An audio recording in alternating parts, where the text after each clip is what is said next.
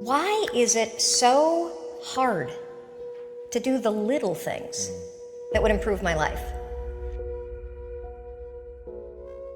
The way that our minds are designed is our minds are designed to stop you at all costs from doing anything that might hurt you.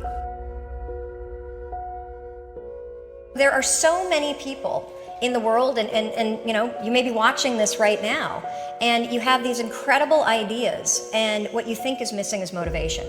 And that's not true.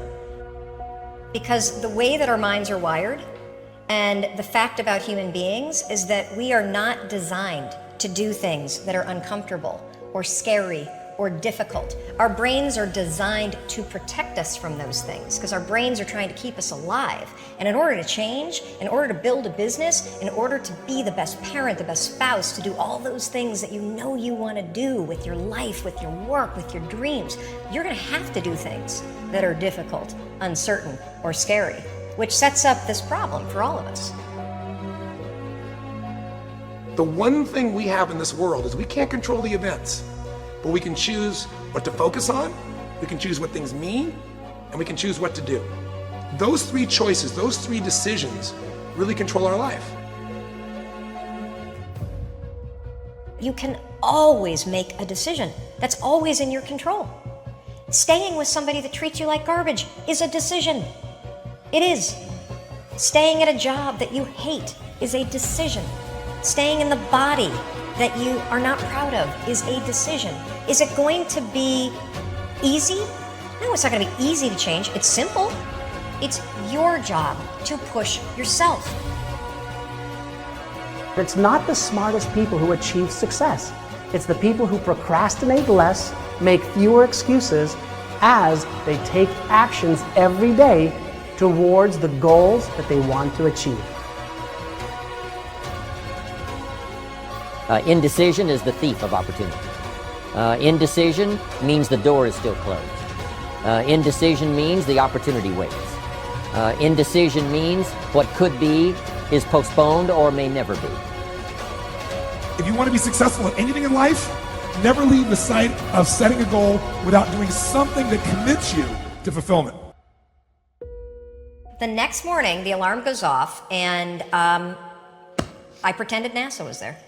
It's the stupidest story. I literally went 5, 4, 3, 2, 1. I counted out loud, and then I stood up. And I'll never forget standing there in my bedroom. It was dark, it was cold, it was winter in Boston. And for the first time in 3 months, I had beaten my habit of hitting the snooze button.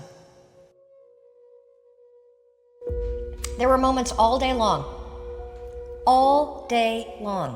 just like that 5-second moment in bed, where I knew, knowledge, what I should do. And if I didn't move within 5 seconds, my brain would step in and talk me out of it.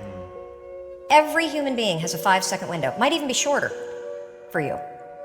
You have about a 5-second window in which you can move from idea to action before your brain kicks into full gear and sabotages any change in behavior.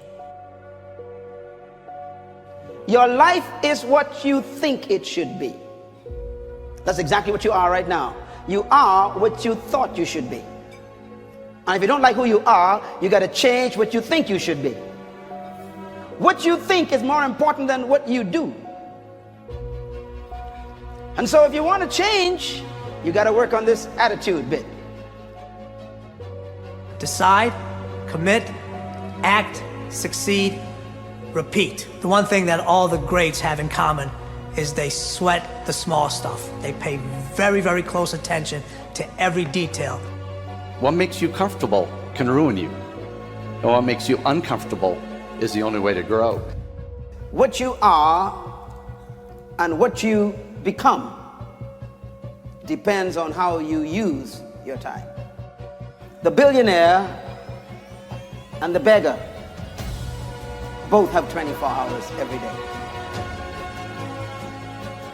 The old and the young, the black and the white, the Indian and the Asian are all given the same amount of time every day. You cannot stop a day. You cannot stop an hour. But you can control how it will be used. Your life comes down to your decisions, and if you change your decisions, you will change everything.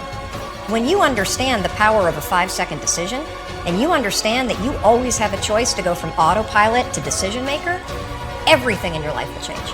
You will be a different negotiator, you will be different in sales, you will be unstoppable in the gym, because you will realize the amount of garbage that you put in the way of your hopes, of your dreams, of your potential, of your confidence, of your courage. Everything comes down to the decisions that you make.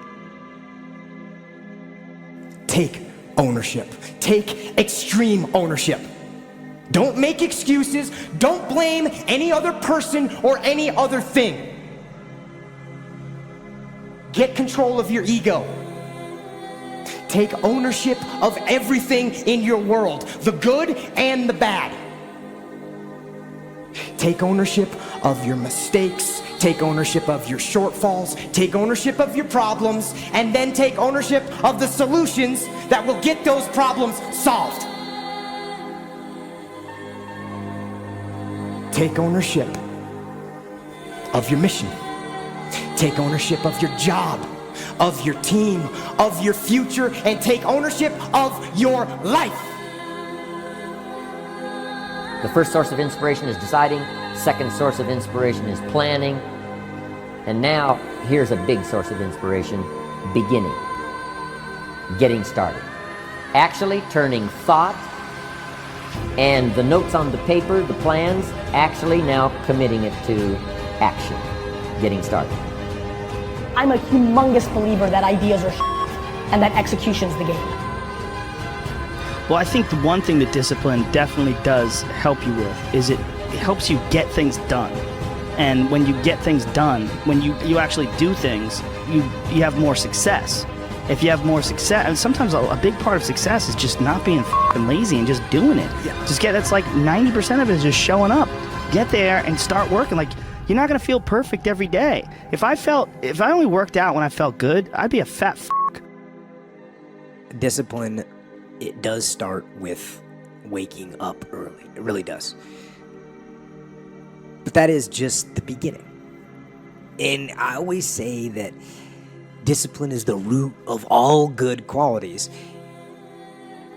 But you have to absolutely apply it to things outside of just waking up early. It's everything. It's working out every day, making yourself stronger and faster and more flexible and healthier.